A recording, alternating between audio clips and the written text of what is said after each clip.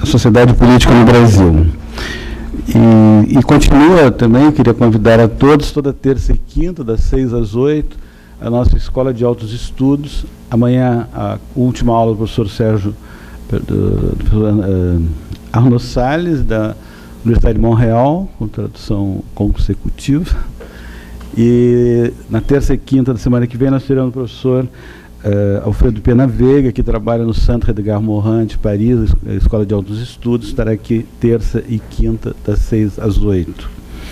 Então, eu vou pedir ao Manuel Passos, do Núcleo de Estudos de Política, para fazer a apresentação do professor Sérgio Abranches, e a quem eu agradeço aqui estar. Agradeço também a minha diretora, a professora Non, por estar aqui também, para que possamos discutir qual o futuro do Brasil, se é que haverá um futuro.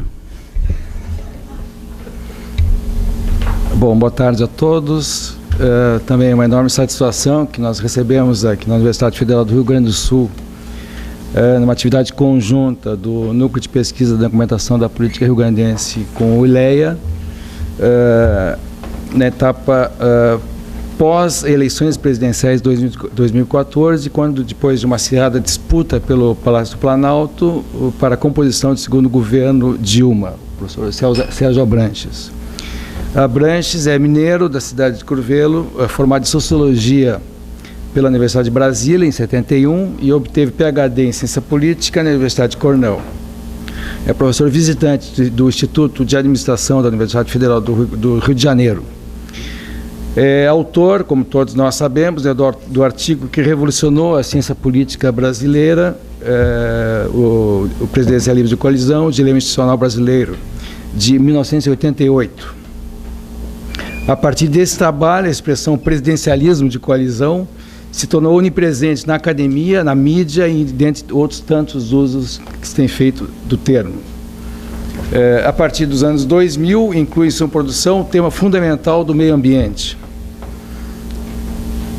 Ele escreve uma coluna sobre ecopolítica no site de jornalismo O Eco, voltado ao meio ambiente, do qual foi cofundador. Desde 2006 é comentarista da Rádio CBN, onde apresenta o boletim diário Ecopolítica. Também colaborador permanente do blog The Great Energy Challenge, parceria entre o site Planet Forward e a revista National Geographic. Mais recentemente entrou para o terreno da literatura, tendo lançado o elogiado romance Que Mistério Tem Clarice.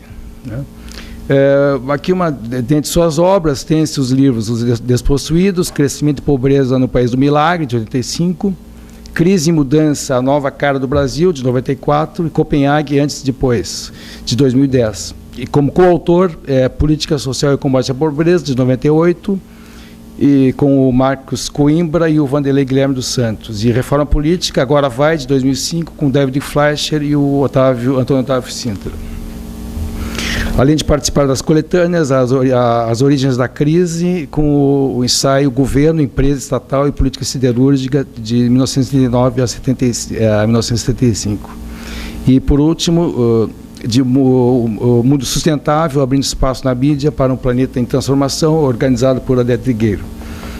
Ele também venceu, pela sua atividade jornalística, o Prêmio de Jornalistas do HSBC Imprensa e Sustentabilidade, de 2011, na categoria Personalidade do Ano em Sustentabilidade.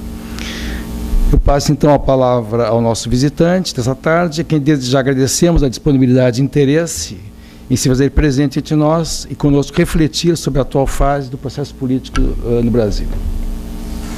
Muito obrigado, boa tarde a todos, é um prazer enorme estar aqui para conversar com bastante formalidade. Eu não vou fazer uma apresentação formal, isso aqui é só para mostrar algumas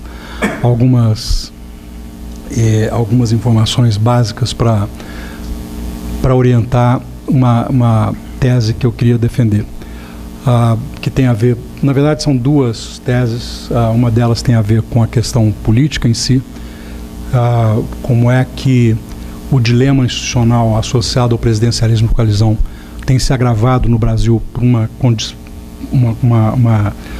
conjunto de circunstâncias que levaram a escolhas de coalizão distintas daquelas que levariam o Brasil a um aprofundamento do seu sistema democrático, e, por outro lado, uma tese importante a respeito da questão da governança e da governabilidade, que é o fato de que nós vivemos um momento hoje no mundo e no Brasil de transição muito acelerada, com várias transformações muito profundas acontecendo e muitas ameaças que nós teremos que responder ao longo das próximas décadas do século, que fazem com que não exista mais curto prazo. Qualquer decisão que a gente tome tem necessariamente implicações e consequências de longo prazo, ou porque nos leva a avançar na equação dos problemas e no aproveitamento das oportunidades que essa grande transição cria, ou porque nos atrasamos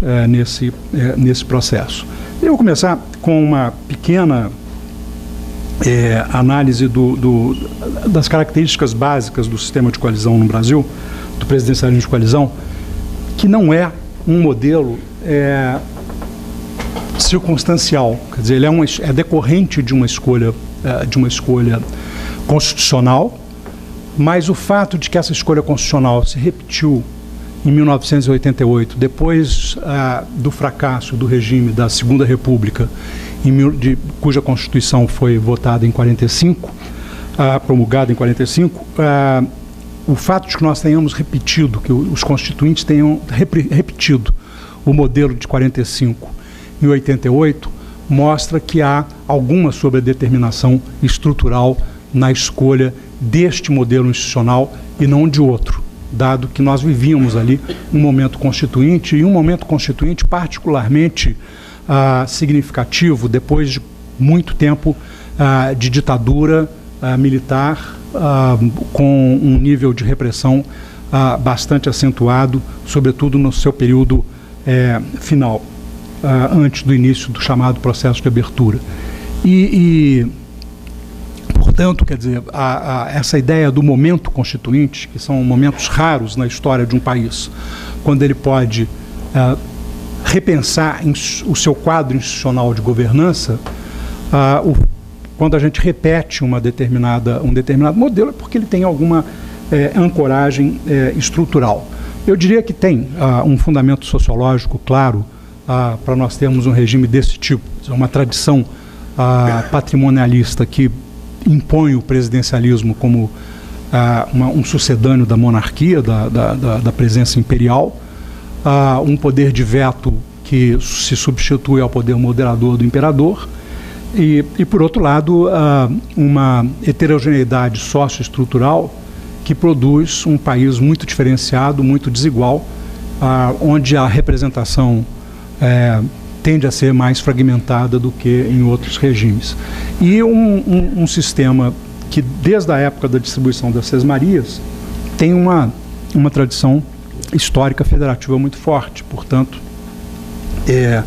o federalismo entra como um componente importante nesse processo de diferenciação política, até porque nós sabemos que temos sistemas partidários, aliás, o Rio Grande do Sul sabe disso muito bem, temos sistemas partidários muito diferentes no país, né?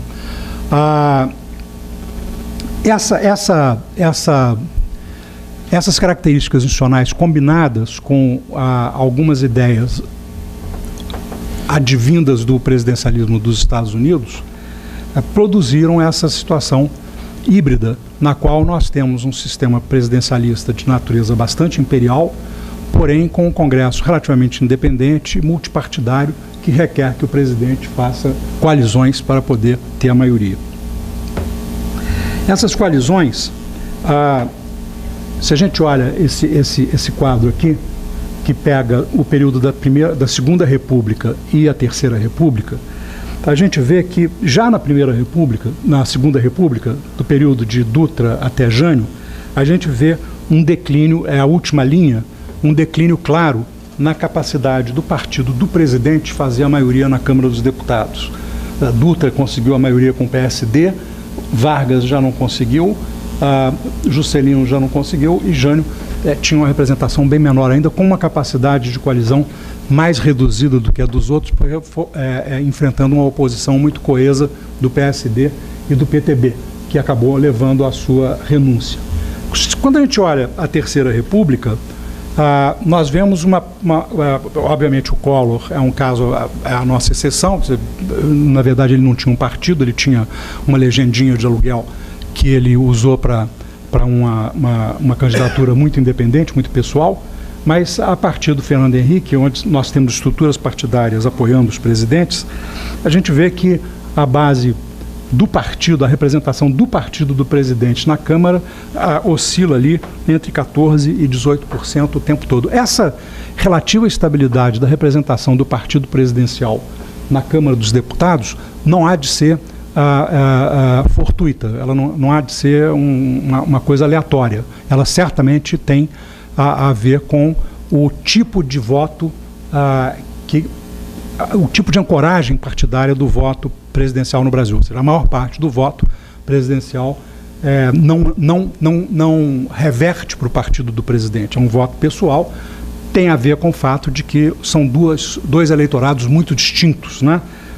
O eleitorado que vota para presidente da República é o único voto majoritário nacional.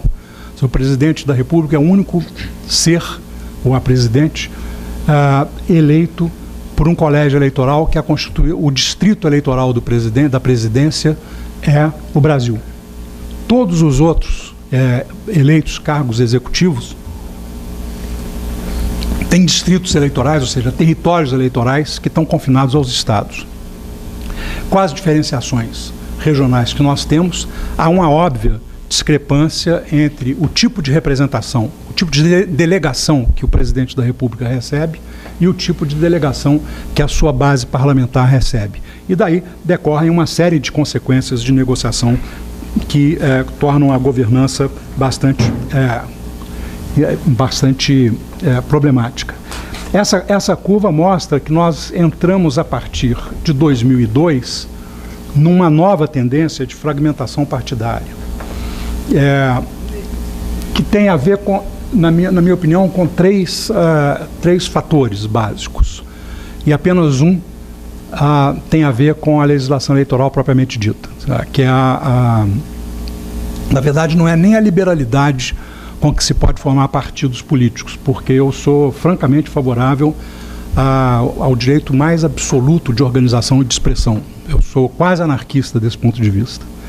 Mas o problema todo é que a possibilidade de, nas eleições proporcionais, haver essa possibilidade de coligações, ou seja, de partidos pequenos, virarem parasitas do voto de partidos grandes, de fato alimenta um mercado de apoios, e sendo que alguns desses partidos têm alguma expressão regional, que é o segundo fator, que faz com que eles peguem carona nos grandes partidos e consigam alguma representação no Congresso. Então, quando a gente olha aqueles partidos que têm algum poder de veto no parlamento, a gente vê um crescimento importante da fragmentação a chegar hoje a esse número absurdo de praticamente 12 partidos com poder de veto, que é a maior fragmentação partidária de qualquer parlamento do mundo.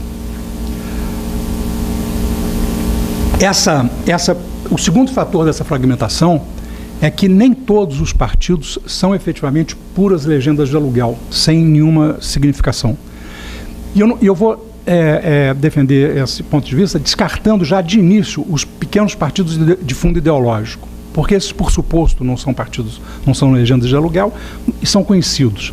Mas há alguns partidos que, na verdade, têm expressão regional porque foram criados por como todos os partidos no Brasil, com exceção dos dois grandes que têm vocação presidencial, que são o PT e o PSDB, os outros todos, inclusive o PMDB, que é o maior deles, são condomínios de chefias locais, né? Continuam sendo partidos muito parecidos com os partidos da Primeira República.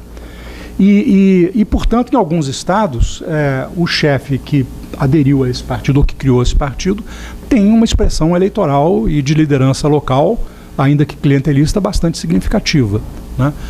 Então, se a gente olha a composição do Congresso hoje, por exemplo, a gente vê aqui um partido como o partido criado pelo Kassab e mais alguns outros chefes regionais, tem uma expressão na Câmara dos Deputados que, evidentemente, não é desprezível. Ficou com a 5ª bancada da Câmara na sua primeira eleição, porque a imprensa compara os deputados que tinha antes, mas eram deputados de cooptação, não eram deputados eleitos pelo partido, né? Quer dizer, quando você olha a legenda, o PSD e o PROS elegeram um número significativo de representantes, de deputados,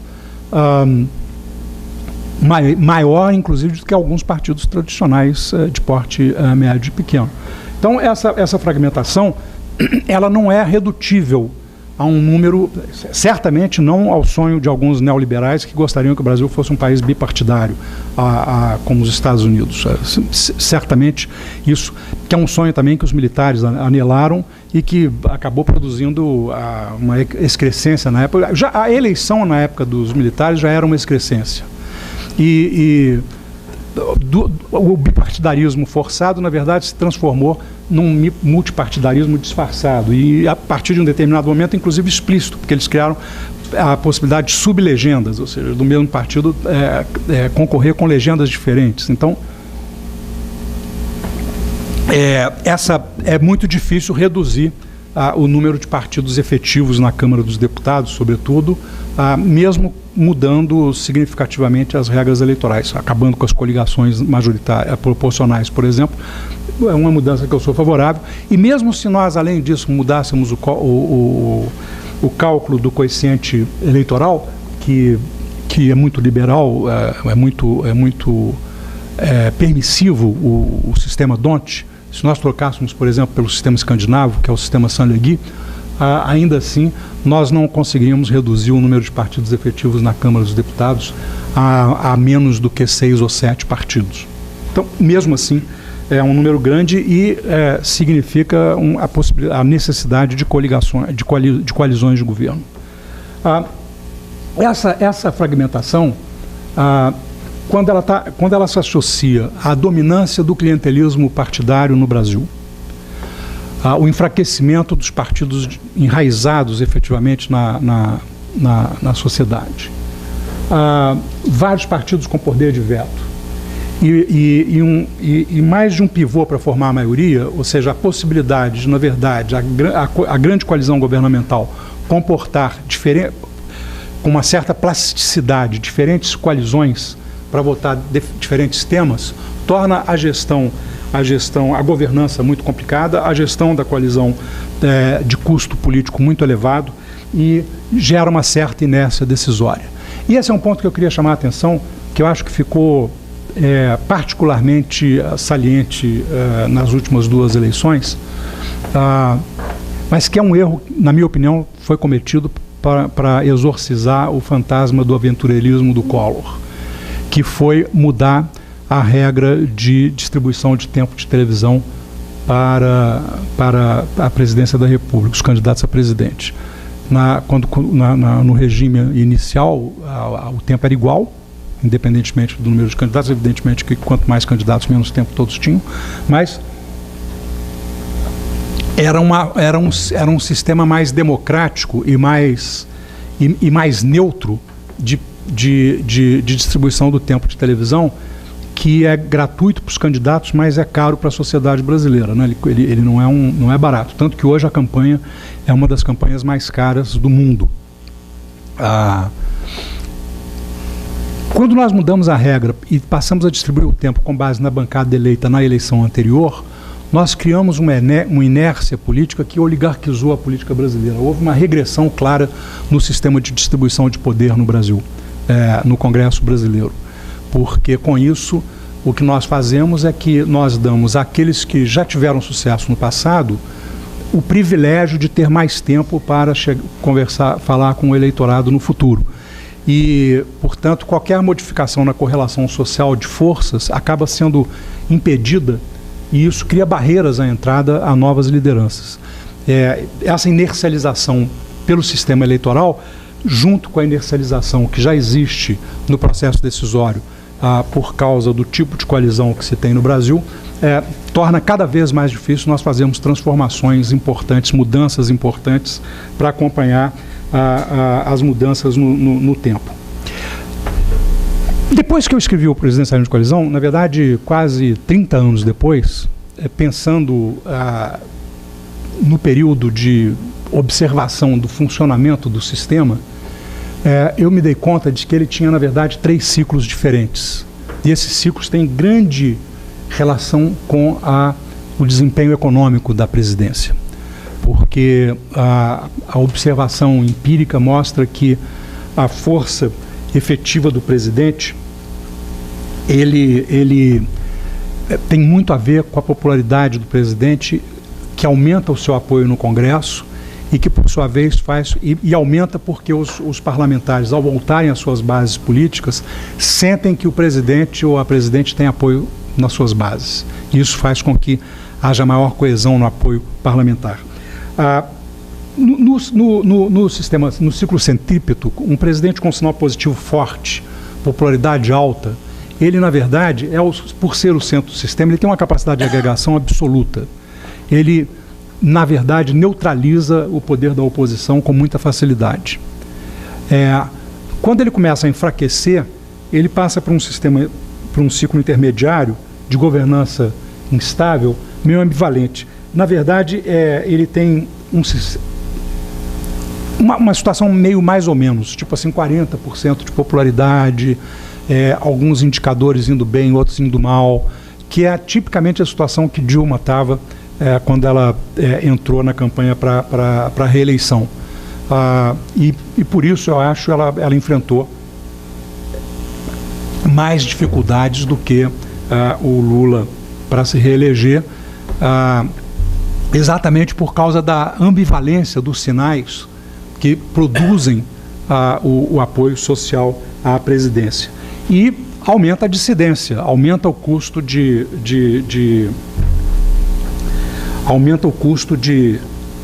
governança. No caso do ciclo centrífugo, o presidente sem popularidade, imerso numa crise de qualquer tipo, seja econômica, seja moral, por causa de uma questão de uma crise de corrupção, etc., ele, na verdade, ele começa a expulsar apoio. Aconteceu com o Collor, com toda clareza. Todo o apoio que ele tinha foi se afastando dele e procurando outras lideranças que pudessem constituir um novo centro para o sistema político brasileiro. E aí há uma recentralização. Esse presidente, evidentemente, não tem condições de governança. Tem muito a ver, essa fase, esse ciclo, tem muito a ver, de fato, com componentes macroeconômicos. Eu tenho um modelinho que mostra determinantes da popularidade presidencial, de Fernando Henrique para cá, e ele é muito sensível a esses indicadores socioeconômicos. No caso da Dilma, por exemplo, tinha uma dificuldade, porque era difícil você conseguir entender a discrepância que havia entre a popularidade que o modelo dava, que ela deveria ter, que era mais baixa do que o que ela tinha, dado o nível de inflação que tinha. Mas quando a gente analisava a renda real agregada ao invés da inflação, que é um indicador mais poderoso, você vê que a renda real agregada estava... a renda real disponível, ela estava estável, e a inflação de alimentos só começou a subir a partir de setembro. Então, na verdade, afetou muito pouco a popularidade da Dilma. Deve estar começando a afetar mais agora do que estava no passado, do que durante a eleição. Então, isso explica que havia, na verdade, sinais ambivalentes, mas a variável decisiva, que é a renda real disponível, estava estável, e isso dava um grau de satisfação para a população que aumentava o apoio dela, além daquilo que seria de se esperar, dado o nível de inflação médio que tinha. Por outro lado, o mercado de trabalho continuava muito forte, exceto entre os jovens. Quando a gente olha os resultados, a gente consegue perceber claramente que essa foi uma reeleição num ciclo híbrido, num ciclo de ambivalência. Porque um segundo turno muito dividido, mas se a gente olha duas maneiras de olhar o primeiro turno, né? Se a gente olha o primeiro turno do ponto de vista só dos votos, dos votantes, que dá uns 6% ali de nulos e brancos, fica mais apertada ainda a eleição, né? Mas quando a gente olha sobre o eleitorado, que tem aí uma pequena distorção, porque certamente um pedaço não conhecido do não comparecimento é de gente que morreu e não deu baixa no título de eleitor, tem alguns problemas aí no registro de eleitores por parte do TSE. Com esse recadastramento para fazer a biometria, isso aí vai se dissipar. Isso é comum, a gente ter ciclos de revisão do eleitorado, de recadastramento, que de repente você descobre que um pedaço do eleitorado desaparece instantaneamente. Mas mesmo assim, eu diria que a gente pode dizer com quase certeza que 20% decidiram não votar, podendo votar. E isso reaproxima os resultados da história básica das eleições brasileiras de Fernando Henrique para cá. Quer dizer, o PT com uma base fiel aí na faixa de 30% do eleitorado, o PSDB com um eleitorado fiel aí na faixa dos 20%. Essa diferença aí são aqueles que efetivamente aderem sem necessariamente serem militantes partidários ou eleitores fiéis de uma legenda só. O que significa isso do ponto de vista da governança? Isso significa o seguinte: um governo que vai ter dificuldades maiores, ela vai ter um custo de gestão das políticas no conjunto ao Congresso maior, vai ter mais dificuldade para manejar a sua coalizão e, portanto, vai ter margens mais estreitas de manobra para enfrentar os problemas conjunturais do país. O país vai mal conjunturalmente, tem uma excelente perspectiva do ponto de vista estrutural quando a gente projeta as possibilidades do Brasil para o futuro. Sobretudo quando a gente olha o contexto global. O contexto global é um contexto de grandes mudanças. Eu diria que grandes mudanças e grandes desafios. Acho que a principal mudança que nós estamos vivendo nesse momento é que nós estamos no início de uma revolução científica e tecnológica que só tem paralelo com o Renascimento. Vai mudar radicalmente todas as atividades humanas. Nós estamos mudando o paradigma do conhecimento sobre uma série de questões e a capacidade tecnológica em todas as dimensões da atividade humana que farão com que o mundo que nós vivemos hoje possa ser considerado como um mundo em declínio.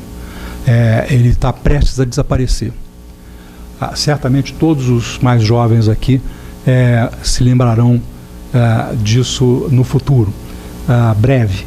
Mas daqui até 2050 o mundo não será esse que nós vivemos, sob muitas dimensões, da medicina à tecnologia de comunicação, tudo isso está em transformação muito rápida e muito profunda. E de uma forma diferente da revolução científica do Renascimento, porque dessa vez é uma revolução científica que converge.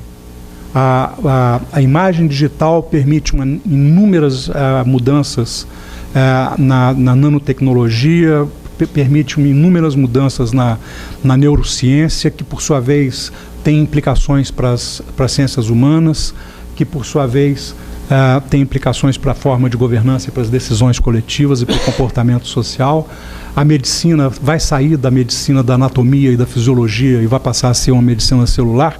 Quem lê os jornais hoje terá visto o brasileiro que já está trabalhando com terapia celular para resolver problemas de autismo. Quer dizer, nós estamos indo para um outro mundo. Eu tenho um amigo que é neurocirurgião que diz para os alunos dele o seguinte: eu estou ensinando para vocês uma medicina que vocês não praticarão, com toda certeza não praticarão. Só que eu não sei a que vocês vão praticar, então eu tenho que ensinar a que eu pratico. Mas vocês se preparem para aprender a de vocês, porque essa eu não sou capaz de ensinar. É mais ou menos isso em geral, tá certo? A África está passando por uma revolução extraordinária. Eu tenho ido com frequência lá no interior da África e a comunicação móvel mudou completa e radicalmente a maneira pela qual a África se vê. E está produzindo transformações muito aceleradas no processo africano e pela primeira vez permitindo aos africanos mais capacidade de autodeterminação, coisa que a África nunca teve. Inclusive a reciclagem de tradições tribais muito democráticas ao mesmo tempo em que se vê as mulheres se insurgindo contra as tradições tribais extraordinariamente tirânicas. Então é um processo cheio de contradições e cheio de riqueza que mais ou menos ilustra o que se passará em vários lugares do mundo. Essa é, digamos, a janela de oportunidade. Se nós estamos entrando num novo paradigma de conhecimento, de uso de energia, de materiais, de indústria, então está aberto para todo mundo. Então, os países que forem capazes de se capacitar científica, tecnologicamente e, obviamente, política e institucionalmente para aproveitar essa oportunidade, estarão na nova correlação de forças global que se formará ao longo das próximas décadas. E esse processo tem uma convergência também com os dois grandes desafios do século XXI, que são a mudança climática, que é um desafio hoje absolutamente irrecusável e inegável e que vai levar a inúmeras transformações muito profundas no nosso modo de produção, de circulação e de consumo de mercadorias, portanto, vai mudar a natureza do capitalismo.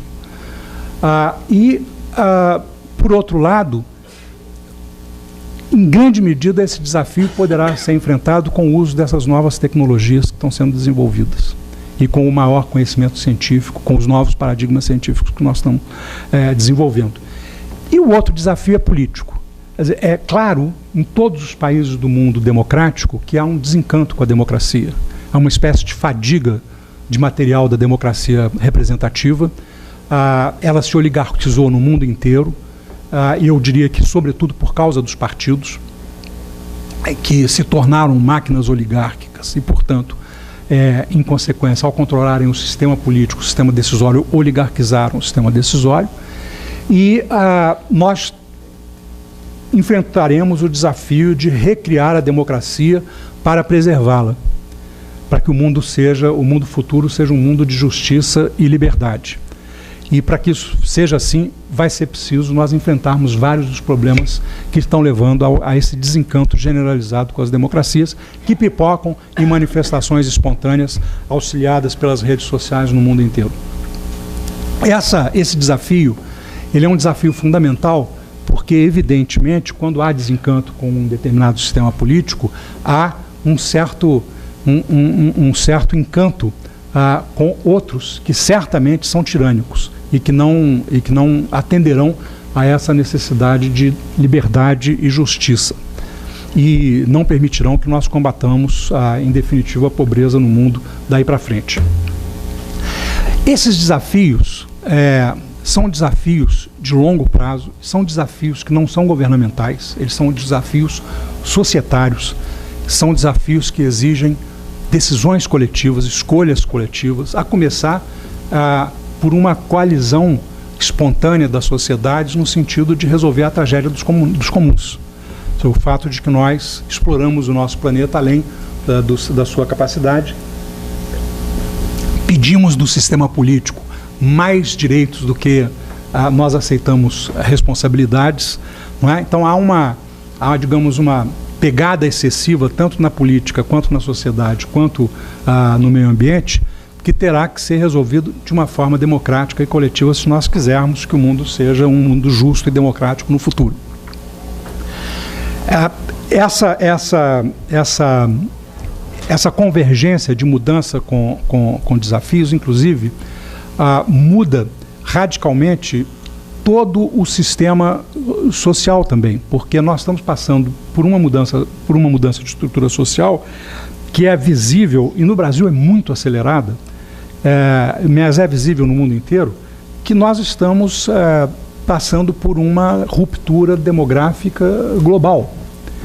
Exatamente ao contrário daquilo que alguns catastrofistas dizem, que a população mundial cresce demais, etc. e tal. Senão, a população mundial hoje cresce por inércia, por causa da Índia e da China, que tem populações grandes demais, a Índia ainda tem uma taxa de crescimento positivo, mas a China já há muito tempo tem a sua demografia estabilizada, do ponto de vista de nascimentos, a mortalidade infantil e taxa de natalidade. vai continuar crescendo até 2050, mas nós vamos chegar aí a ser uns 7, 8 bilhões de pessoas por aí. Mas é uma taxa de crescimento de população que é puramente inercial. E o que está acontecendo mesmo é um envelhecimento da população mundial e um envelhecimento da população brasileira. Eu vou mostrar para vocês só os dados do Brasil, porque o IBGE acabou de corrigir a sua aqui, só para ficar na global. Reparem ali, na década de 2015 e 2020, o mundo vai entrar numa taxa de população, de crescimento de população global de 1, que é abaixo da reposição, ou seja, isso implica em declínio da população daí para frente. Agora, o IBGE teve que corrigir porque a curva de população brasileira, porque na última estimativa que eles tinham feito em 2010, o Brasil teria mais do que 228 milhões, teria 242 milhões quando chegasse no pico. Já não vai mais ser assim, vai ser menos de 230 milhões. Por quê? Porque a nossa taxa de natalidade está caindo muito rápido em todas as classes sociais, em todas as regiões do país, né? E o país está passando por um processo de envelhecimento. Eu não gosto de chamar isso de envelhecimento, porque evidentemente a ideia de velhice ficou caduca. Né? Quer dizer, vocês veem a quantidade de gente acima de 60 anos sarada, na balada, né? Quer dizer, nas academias, etc. Não faz sentido falar em velhice como se falava, né? Na fama trantã do Balzac. Já não é mais, mudou o parâmetro, né? A curva mudou. Então, esse processo aqui, ele implica num desafio poderoso do ponto de vista de geração de emprego, de retenção das pessoas no emprego, né? De equipamentos sociais e urbanos e de previdência, tá certo? Quer dizer, a partir de um determinado momento não vai ter gente da ativa com capacidade para financiar os da inativa. Quer dizer, você tem que isso vai ter que ser repensado e seguramente o sistema de fluxo deixará de ser viável no mundo inteiro. Terá que ser um sistema de capitalização ou algum outro tipo de sistema que a sociedade vai ter que escolher como é que paga, né? Uma das formas de não pagar um preço exorbitante por isso é manter por mais tempo as pessoas na vida ativa, recebendo salário e contribuindo para a sociedade. Esse processo, junto com o processo de urbanização, produzem uma série de consequências que a gente viu no passado, não é? Quer dizer, no passado essa mudança foi para o bem. A aglomeração urbana permitiu melhor capacidade de solução de problemas coletivos e permitiu a democracia. Permitiu, por exemplo, no período da industrialização metalúrgica, o surgimento de sindicatos fortes, né? Permitiu maior representação popular, o sufrágio universal, né? O voto feminino, todos esses processos, e agora, mais recentemente, a entrada da mulher na força de trabalho com grande expressão. Quer dizer, então, isso muda completamente os padrões de organização familiar, os padrões de organização social, os padrões de organização política. Então, quer dizer, tem mudanças estruturais na sociedade acontecendo, tem mudanças extraordinárias acontecendo no campo da ciência e da tecnologia, e tem desafios com mudanças significativas, né? Eu acho que ninguém aqui conseguiria imaginar ficar discutindo a seca de São Paulo com essa intensidade que a gente está discutindo hoje. Eu tenho 2 amigos climatologistas que eu consulto muito para poder fazer os meus comentários a CBN, que são obviamente amadorísticos. E um deles sempre diz o seguinte: não dá para dizer. Não dá para dizer porque você sabe, ciência é um negócio muito complicado, eu não posso atribuir um fenômeno isolado a um processo que é um processo de transformação de longo prazo, etc. e tal. Mas está acontecendo algumas coisas esquisitas aí que a ciência tem que se debruçar para explicar. E eu ligo para o outro e ele diz assim: isso aí é a mudança climática, cara, já está acontecendo. Exatamente o que o modelo previa está acontecendo, tá certo? Quer dizer, ele faz a atribuição. Entre um e outro, eu prefiro ficar com a precaução de dizer o seguinte: parece que está acontecendo um negócio aí sério que a gente precisa de lidar com ele, né? E para isso a gente tem que ter capacidade decisória.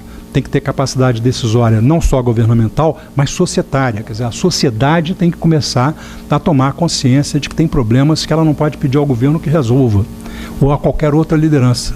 São problemas que só ela pode resolver. E ela tem que resolver enfrentando suas próprias contradições, resolvendo as suas próprias dificuldades, não é? E o Brasil, essa talvez, na minha opinião, seja uma das maiores desvantagens do Brasil. O Brasil, eu vou terminar aqui com uma nota negativa a respeito do Brasil, mas porque eu sou otimista a respeito da nossa capacidade de solução desse problema. O Brasil é um país que tem uma enorme capacidade de esconder os seus maiores conflitos, ao invés de enfrentá-los de frente, né? E eu acho que o maior exemplo disso é o racismo brasileiro, que a gente finge que não existe, que a gente tenta esconder, escamotear de tudo quanto é forma, né? E eu digo isso com muita convicção, porque quando eu dei a minha primeira aula na vida, que foi de introdução à sociologia, a contragosto, porque eu acho que o curso de introdução devia ser dado por professores muito experientes, porque exatamente está pegando o estudante quando ele entra na faculdade, e aí você vai lá cru, né, recém-formado, para dar um curso de introdução a um negócio que você também está aprendendo. E na minha época, que faz parte daquela turma sarada, nós não tínhamos bons livros para dar introdução à sociologia, e a gente usava um do Tom Baltimore, que era tipicamente para a introdução à sociologia nos Estados Unidos. Que tinha aqueles capítulos clássicos, né? Demografia, estratificação social, relações raciais. E eu, de um capítulo para outro, eu sempre lançava uma questão para a turma, dizia, então, nessa do racismo, eu queria que vocês pensassem, já que vocês vão ler sobre relações raciais nos Estados Unidos, a diferença entre relações raciais no Brasil e nos Estados Unidos, a percepção de vocês. E quando eu cheguei na aula de relações raciais, os alunos não tinham lido e não tinham se preparado para discutir o tema. E eu disse, mas por que vocês nem consideraram a minha pergunta, quer dizer, e o fato de que essa aula ia ser sobre isso? Não, porque a gente achou que o senhor ia desistir de dar a aula, porque todos os professores pulam esse capítulo. Aí disse assim, quer dizer, eles pulam um problema para não discutir. Não, nós vamos discutir. No Brasil tem um problema racial, é diferente dos Estados Unidos, que nós não temos ainda conflito, mas se nós continuarmos a escamotear o problema, um dia vamos ter conflito também, né? Nós precisamos parar com isso, nós precisamos de fingir que as nossas divergências são tão superficiais quanto escolher um presidente ou outro. Nossas divergências são muito mais profundas e elas precisam de ser resolvidas de forma democrática para que nós tenhamos a capacidade de enfrentar esses desafios que podem nos colocar na ponta do processo de mudança que vai acontecer no século XXI ou na retaguarda dele. Isso é uma escolha nossa, não é a escolha de nenhum presidente da República. Vamos discutir, gente.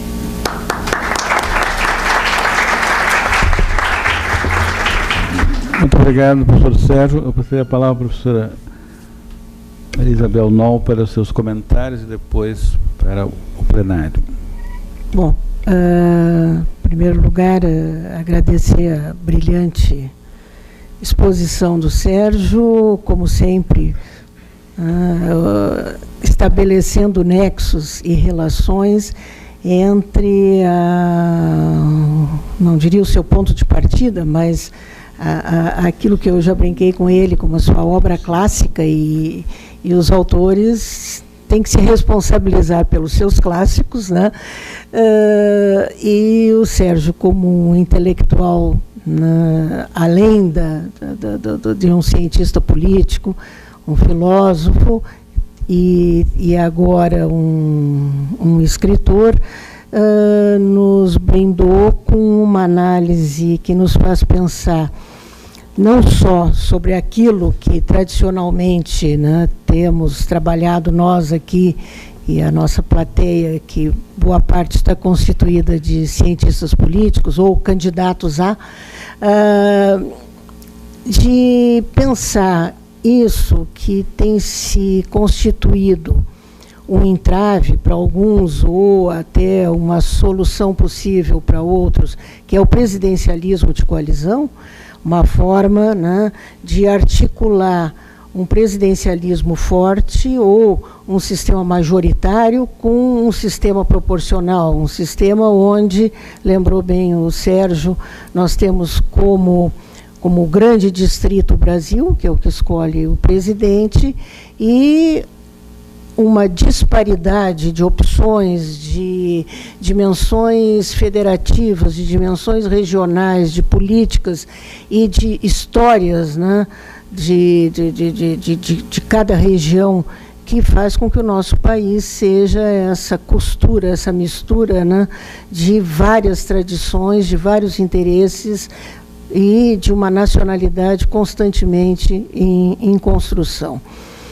E articular tudo isso com o que nós podemos prever e com os desafios que nós teremos, e o governo, né, recém-eleito terá nos próximos anos, e que visivelmente vão muito além daquilo que politicamente, né, às vezes a gente, por razões analíticas, etc., recorta, mas que vão, sem dúvida alguma, a curto e médio prazo, bater a nossa porta.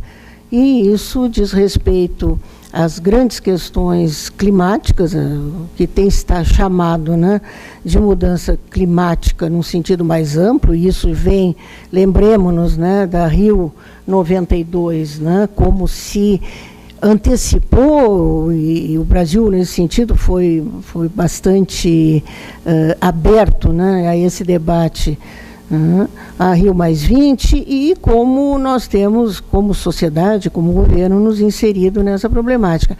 O que não impediu, né, que o problema batesse à porta, né, seja de São Paulo, seja do Rio, seja numa perspectiva mais ampla, seja naquilo que já conversávamos antes, como a classe política vê esse problema, e mais do que isso, quer dizer, como os setores econômicos, né, produtivos, os nossos, o setor de agronegócios, os nossos latifundiários, e aí numa gama imensa, né, de diferenciação, trabalha, né, e administra essa questão que está diretamente ligada aos seus interesses e aos interesses de toda a coletividade, bem como a questão da urbanização, da violência, onde processos, né, que tiveram, vamos dizer, um sinal positivo durante largo tempo, né, e nos permitiram análises as mais criativas, inclusive articulando modernidade com urbanização, com industrialização, etc. E como hoje nós temos que repensar, inclusive, esses conceitos, né, e finalizando, óbvio, com o que eu diria um grande desafio, né, para a nossa sociedade, não necessariamente para um governo, mas para a nossa sociedade, que é a sua capacidade, né, de esconder, em última análise, grandes conflitos, seja conflitos de classe, seja, né, que às vezes a própria academia termina também relegando temas extremamente importantes que já se discutiam em outras épocas, mas visivelmente conflitos, né, como a questão do racismo e outras, né, homofobia e por aí afora, que estão constantemente também batendo a nossa porta, mas que temos muita dificuldade de lidar. Eu não farei imediatamente nenhuma pergunta, eu gostaria já de antemão abrir, né, a participação do público, porque o professor Sérgio tem um horário bastante justo, e acho que seria o momento, né, de nós conversarmos. Eu já conversei bastante com ele e vou socializá-lo e democratizá-lo ao público. Então nós temos agora o Maurício, vai circular o microfone, vamos fazer 4 ou 5 perguntas e depois o professor responde, fazemos uma segunda rodada. Professor.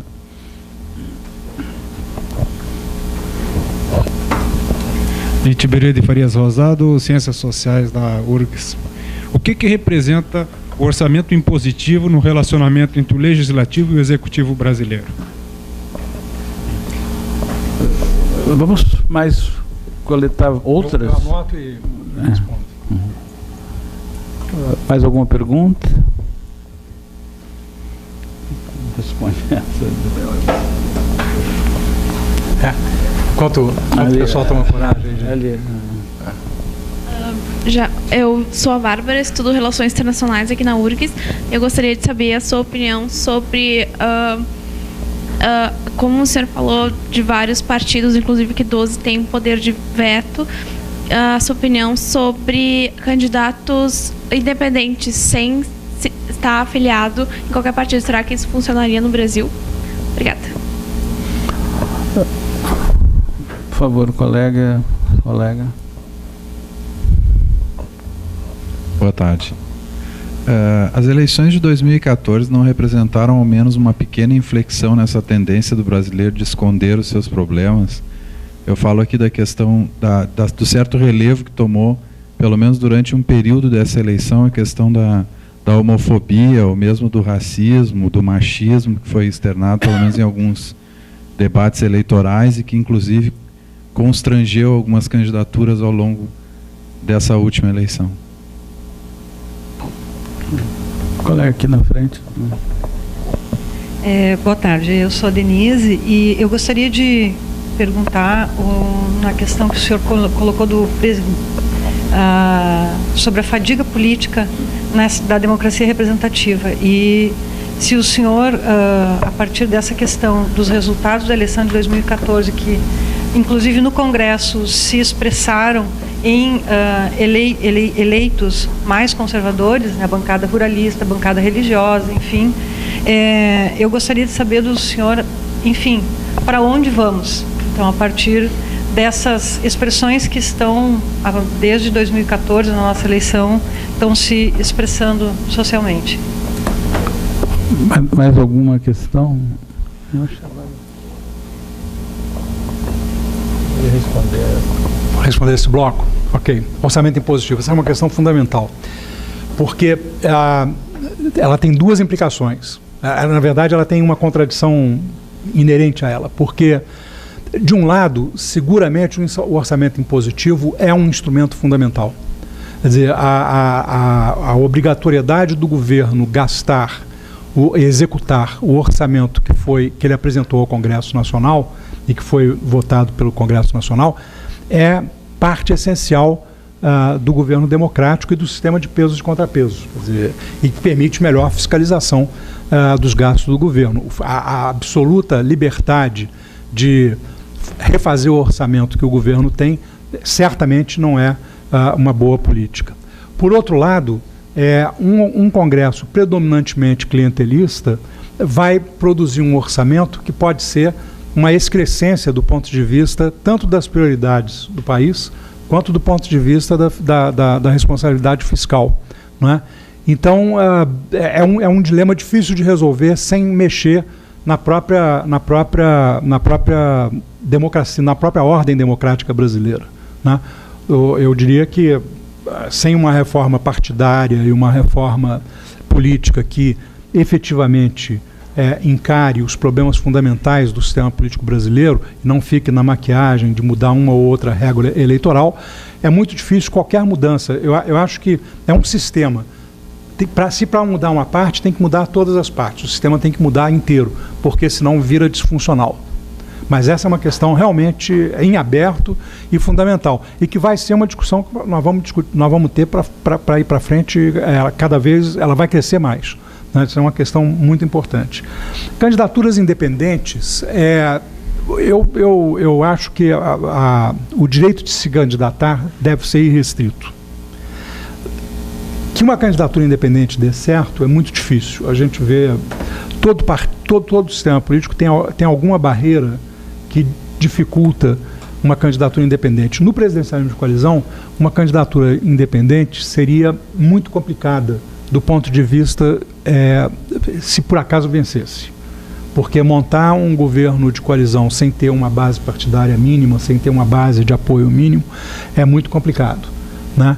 Agora, por outro lado, eu acho que a maneira pela qual o Brasil, a cultura de coalizão que o Brasil constituiu, que tem muito a ver também com o orçamento, porque o fato do orçamento ser essa peça de ficção e ter as emendas parlamentares e na verdade, o parlamentar ser uma espécie de despachante de luxo que vai no Ministério e descola uma verba para isso ou para aquilo, né, e normalmente acaba em propina. tudo isso é muito disfuncional, né? Quer dizer, eu acompanhei com muita atenção, e inclusive fui para lá ver a negociação entre o Cameron e o Partido Liberal Democrático para fazer a coalizão de governo, né? E era, na verdade, uma negociação de políticas públicas. Não era uma negociação de tomar lá da cá, né? Era uma discussão que tinha a ver com o fato de que o Partido Liberal Democrático estava mais ao centro e o Cameron mais à direita. E para fazer uma coalizão, ele precisava que o Cameron chegasse, pelo menos nas questões, nos temas que são centrais para os liberal-democratas, que ele se aproximasse do centro. Então, essa é uma negociação que faz sentido, é uma negociação, e uma negociação que tem que ser explicada para os eleitores e para a sociedade. Aqui não, quer dizer, aqui as negociações não tem nenhuma transparência, a gente não sabe exatamente o que foi trocado para que o candidato tenha apoio e depois para que o governo forme a sua coalizão. A gente vê aquela conversa de que eu quero mais ministério, etc. e tal, que já não é uma boa conversa, dado que se fizer um interrogatório de 5 perguntas sobre a substância do ministério que o cara quer, ele não faz a menor ideia de que políticas públicas são relevantes para aquele ministério. Com relação à questão dos conflitos, né, que apareceram com mais expressividade nessa eleição, o problema do racismo, o problema do machismo, o problema da homofobia, seguramente nós estamos começando a ter mais transparência da questão, né? Quer dizer, até porque essas chamadas minorias, né, têm mais voz, né? Quer dizer, o Brasil ficou mais democrático, né, sobretudo do ponto de vista de que a sociedade conseguiu impor determinados temas à mídia, que é fundamental. Quer dizer, o silêncio da mídia permite um grande silêncio político também sobre o assunto, né? Mas o fato de que esses grupos conseguem fazer com que a mídia passe a, de alguma forma, tratar dessas questões, seguramente trouxe à tona. E agora nós vamos chegar numa fase que nós nunca chegamos, que é a fase de que esses conflitos vão ter que ser enfrentados. E no enfrentamento nós vamos ter, pela primeira vez, a possibilidade realmente de violência. Nós vamos ter a possibilidade de confrontos mais duros, né? Porque aqueles grupos... Eu acho que isso tudo começou com a cota. A cota para os negros teve um papel fundamental. Toda vez que eu era perguntado, eu dizia, eu sou a favor de ação afirmativa, sempre fui. Não necessariamente sob a forma de cota.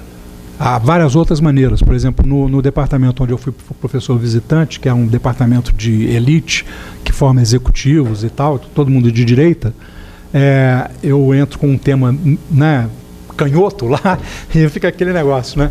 Eu disse, gente, vocês não precisam de fazer uma cota, mas por que não faz recrutamento ativo? Por que vocês não vão às lideranças da comunidade negra e diz o seguinte, se vocês tiverem aluno que querem se treinar para ser executivos, nós estamos dispostos, nós estamos abertos, nós não vamos discriminar por causa da cor.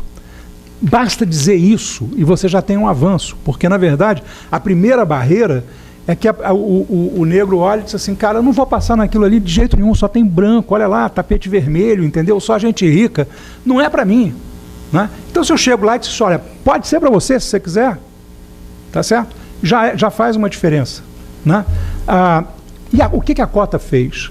A cota, na verdade, mais do que colocar o negro na universidade, eu acompanho isso bem, sei que tem muita dificuldade, porque não basta dar a cota. Tem muitos deles que são pobres demais, eles não conseguem estudar, apesar de conseguir a vaga, porque não tem os recursos para isso. Mas o papel principal da cota foi mostrar o outro lado, o racista. O cara que diz, pô, na escola do meu filho eu não quero, porque vai baixar o nível. Né? Quer dizer, aí eu tenho que começar a dizer o seguinte, eu acho que negro é mais baixo nível. Entendeu? Quer dizer, eu não quero misturar meu filho. E aí eu que era um racista completamente escondido até de mim mesmo, começo a me manifestar para a sociedade como um racista, né? Então, o que ela fez? Ela, na verdade, trouxe o conflito à clara, tá certo? Quer dizer, hoje todo mundo sabe que tem discriminação, né? E continua a discussão. Ah, não, mas o cara disse que era negro e não era negro, né? Tem fraude na cota. Cara, qualquer discussão é válida porque nós estamos discutindo. E esse é fundamental na democracia, tá certo? Quer dizer, eu quero que seja discutido às claras. Com relação à questão da fadiga e do avanço conservador. Bom, o avanço conservador, ele não me assusta porque ele é de praxe. As esquerdas, os setores progressistas sempre foram divididos, né? E agora que tem menos clareza ideológica, essas divisões são muito idiosincráticas e estão impedindo que nós façamos coalizões progressistas mais consistentes e mais coerentes na sociedade brasileira.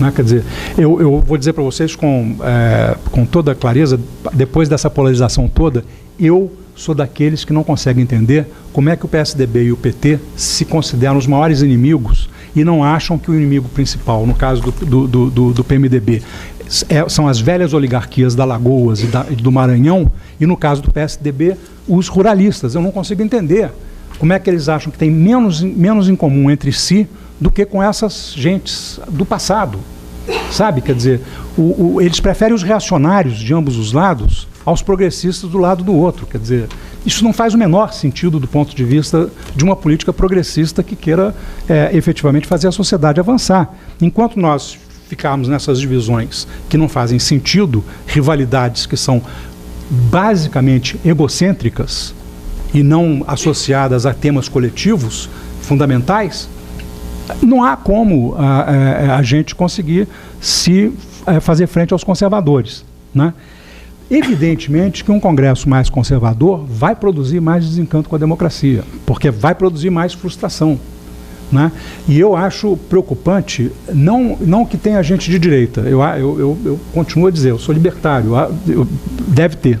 Sou a favor que floresçam todas as flores e a gente discuta isso no campo democrático. O que me preocupa é o Brasil perder a memória das duas grandes batalhas que nós conseguimos vencer. E toda vez que eu me dirijo a públicos muito jovens, eu sinto nos olhos deles que eles não têm o registro do quanto de dor e do quanto de difícil que foi vencer as duas batalhas que o Brasil contemporâneo venceu, que foram a batalha contra a ditadura e a batalha contra a hiperinflação. A hiperinflação produziu pobreza, fundamentalmente, concentração de renda. A hiperinflação foi o apanágio dos banqueiros, de um setor financeiro que se corrompeu com o ganho financeiro horário. E a ditadura matou e torturou e sufocou a sociedade brasileira e nos produziu um enorme atraso do ponto de vista institucional. Nós conseguimos vencer coletivamente essas duas batalhas. Nenhuma delas foi vencida por uma liderança só ou por um governo. O Brasil não acabou a inflação enquanto a sociedade brasileira não escolheu não ser inflacionista. O Brasil não conseguiu ser democrático enquanto a sociedade brasileira não se insurgiu para valer e começou a mostrar que já não tinha mais como os militares sufocarem a sociedade, a não ser um custo de um banho de sangue muito maior do que tinham produzido. O que me preocupa é essa falta de memória fazer com que se tome como banal que alguém vá para a rua pedir a volta dos militares. Isso é que me preocupa. O que me preocupa é que a falta de memória da sociedade brasileira não valoriza a democracia pelo seu contrário, né? Eu estou disposto. Eu me lembro que eu fui, na década de 80, eu tinha acabado o curso, e eu fui para um seminário de um grupo da Associação Internacional de Ciência Política, que chamava-se Estado e Democracia, fazer uma discussão na Universidade de Notre Dame, onde depois eu fiquei um tempo como professor visitante. E eu chegava lá e dizia, gente, como é que é bom você chegar num país democrático, né? Você sai daquele clima horroroso que é o Brasil, a democracia estava na porta, mas eu tinha vivido coisas mais duras. E aí, com uma semana dos Estados Unidos, assim, cara, como é que essa democracia aqui ainda não explodiu? Porque isso aqui não funciona, isso aqui não é bom o suficiente, né? E foi quando eu me dei conta que a democracia é um estado inalcançável. A democracia, na verdade, é um processo que a gente tem que renovar constantemente, né? Mas é melhor, é superior a qualquer tipo de tirania. E quando a gente perde essa noção, a gente perde enorme capacidade de se defender dos setores mais conservadores e tirânicos da sociedade, né? E a tirania, ela tem um problema grave, porque se há tirania coletiva, há tirania doméstica, né? Você perde o direito de se defender também. A mulher perde o direito de se defender da agressão dos homens, a homofobia corre solta, o racismo corre solto, porque a tirania, ela é macro e micro. Não existe a possibilidade de uma tirania no topo sem uma tirania na base, né? Então, os conservadores não me atemorizam. O que me atemoriza é a falta de fé democrática, é a falta de compromisso democrático da sociedade brasileira. Mas, professora...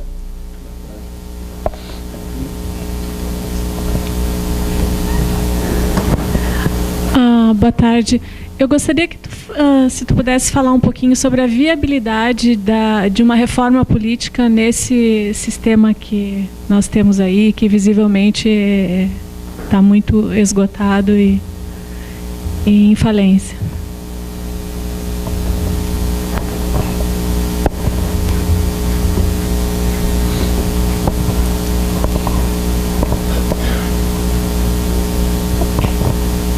Eu queria saber como o senhor enxerga a capacidade do Partido dos Trabalhadores hoje de enfrentar todos esses desafios conjunturais.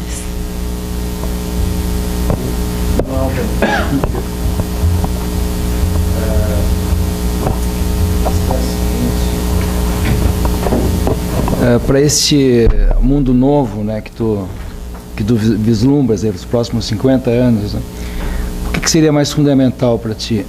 A existência de governos, sólidos governos de coalizão, sustentados, parlamento, enfim, ou, um termo que tu usaste, a existência de coalizões espontâneas da sociedade, né? O que seria mais fundamental para ti? Mais alguma questão? Eu acho que pode responder, então. Vamos lá. Acho que não faremos uma reforma política com esse congresso que nós temos e nem com o próximo que nós elegeremos. Nós podemos ter alguma maquiagem nas regras eleitorais, ensaio e erro, mas todas as decisões serão decisões que não porão em risco a capacidade de reeleição dos parlamentares que estão hoje lá. Então, duvido que nós façamos uma reforma política para valer. Eu acho que a reforma política virá da sociedade, isso tem um pouco a ver com a sua pergunta. E eu vou dar um exemplo para vocês, que é uma coisa que eu chamo de momento constituinte. Aliás, não sou eu, é um autor cujo nome eu posso buscar aqui no meu Kindle, e que por acaso fez o doutorado na mesma universidade que eu lá nos Estados Unidos. Ele escreveu um livro chamado Momentos Constituintes, e é muito interessante o raciocínio dele, porque ele diz o seguinte: o momento constituinte, ele não nasce da decisão de convocar uma Assembleia Constituinte, não é isso. São aqueles momentos nos quais a sociedade se debruça sobre si mesma e descobre que ela tem que fazer um novo pacto, um novo contrato constitucional, né? E desse momento constituinte, aí surgem as mudanças. Podem decorrer na criação de uma Assembleia, na convocação de uma Assembleia Constituinte, ou de mudanças constitucionais que prescindem de uma Assembleia. Eu também não acredito na ideia de convocar uma Constituinte só para fazer uma Constituição ali ao lado do governo e tal. Nada disso, isso tudo é artifício. Tudo é artifício para mexer sem mudar. O momento constituinte, ele acontece quando a sociedade mostra que o país está na franja, ele está na beirada. E eu vou dar um exemplo para vocês de um país que está vivendo um momento constituinte muito rico e interessante agora, que é o Reino Unido. O plebiscito na Escócia, onde houve uma maioria apertada dizendo que quer continuar no Reino Unido, produziu um momento constituinte, porque foi tão grande o percentual de escoceses que preferia se tornar independente, que os ingleses, os ingleses mesmo, começaram a olhar para o regime constitucional do Reino Unido e disseram assim: cara, esse regime é inglês, ele não é do Reino Unido. porque o parlamento é inglês, o parlamento não tem uma representação escocesa ou irlandesa ou galesa suficiente. Então eles vão mudar a ordem constitucional. A Inglaterra não tem Constituição, o Reino Unido não tem Constituição. Eles vão mudar a ordem constitucional para fazer um parlamento do Reino Unido diferenciado do parlamento inglês, que até hoje foi quem teve a hegemonia das decisões. Isso nasceu de uma manifestação de uma parte importante da população, mas não de toda a população do Reino Unido, da população escocesa. Mas havia clara consciência de que se a Escócia é capaz disso, daqui a pouco a Irlanda vai voltar a buscar a mesma coisa, porque o grau de autonomia que esses países têm não é suficiente para o nível de avanço social que eles tiveram, né? E a Espanha vai passar pelo mesmo momento constituinte com esse voto não autorizado da Catalunha. Eu conheço bem a Catalunha. Eu fiz um estudo sobre o início do capitalismo espanhol e, na época, a maior parte dos livros era em catalão, então eu fui para a Catalunha aprender um pouco. Na época, ainda era o regime franquista, a Catalunha não podia falar catalão, era proibido. E ela tinha uma vasta produção em catalão intelectual, tinha os melhores historiadores da Espanha, escreviam em catalão, e todos moravam, obviamente, em Paris. Desde aquele momento havia uma discussão entre fazer parte de uma Espanha com muita autonomia ou sair da Espanha, né? Isso existe no País Basco, isso existe como uma questão. E eu tenho certeza que a Espanha vai rediscutir as autonomias. Ela já havia rediscutido quando acabou o franquismo. As autonomias que essas regiões têm hoje são muito maiores do que as que tinham na época do franquismo. Mas ela vai rediscutir novamente as autonomias e vai reescrever a sua Constituição por causa da manifestação majoritária da vontade social. Então, aí a gente cai... Bom, eu vou falar sobre a capacidade do PT. Eu acho que partido nenhum tem essa capacidade. Eu acho que essa não é uma questão que esteja adscrita a um partido ou uma liderança pessoal. Isso é uma questão societária mesmo. Quer dizer, os problemas que o Brasil precisa de enfrentar de fundo, não a política monetária, se aumenta ou baixa juros, se ganha credibilidade no mercado, isso é uma discussão conjuntural, isso é uma questão que, se não ganhar, o Brasil vai ter um pouco mais de inflação, vai ter menos crescimento, menos investimento, o próximo governo faz. Isso não é o relevante. O relevante são essas questões de fundo, e preparar o Brasil para a grande transformação. Isso aí é uma questão societária. Então, partido nenhum tem essa capacidade isoladamente, e nenhuma coalizão partidária que não esteja ancorada numa coalizão social, né? Eu escrevi um artigo sobre o combate à inflação, que eu estudava exatamente isso, quer dizer, como que se formou uma coalizão contra-inflacionária para combater a coalizão inflacionária. Quer dizer, a inflação era uma escolha da sociedade brasileira, não era uma decorrência da política econômica. A política econômica é um epifenômeno, sempre foi, né? Quer dizer, você faz a política que a sociedade, na verdade, demanda. Não é. Então, eu acho que o que o Brasil precisa é de encontrar motivações suficientemente fortes para fazer uma nova coalizão para enfrentar essas transformações. E aí, quer dizer, qual é, do ponto de vista desse mundo novo, que se descortina, qual é o principal desafio nosso? O nosso principal desafio é o nosso sistema educacional. Nós estamos numa revolução tecnológica que está mudando os paradigmas. Se nós não tivermos capacidade científica e tecnológica, capacitação científica e tecnológica, se não melhorar radicalmente o nosso ensino do fundamental até a pós-graduação, não vamos fazer nós vamos perder essa corrida. O que nós vamos ter é expoentes, como nós temos hoje, que participam de redes globais de pesquisa.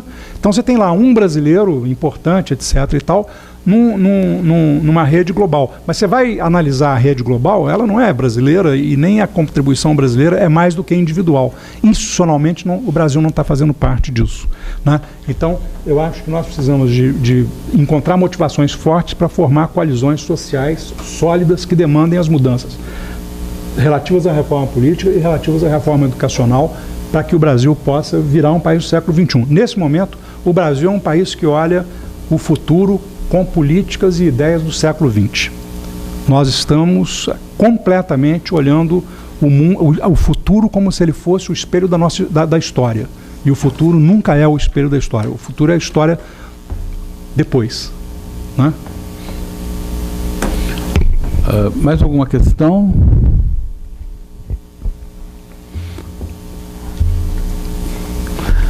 Bom, então eu gostaria de agradecer muito a vinda do professor Sérgio Abrantes e dizer que algum desses temas aqui na URGS, no Instituto e em outros, começam a ser discutidos. A questão, outro dia discutimos a questão do ensino, da reforma universitária, da crise do ensino médio, a questão da violência tem sido discutido, houve também discussões sobre a lei de cotas e o racismo, e queria convidá-lo para voltar aqui num futuro não tão longo, para nos ajudar a pensar coletivamente nisso. Eu agradeço muito a sua presença, agradeço a professora Isabel, o Manuel, e convido a todos para amanhã uma discussão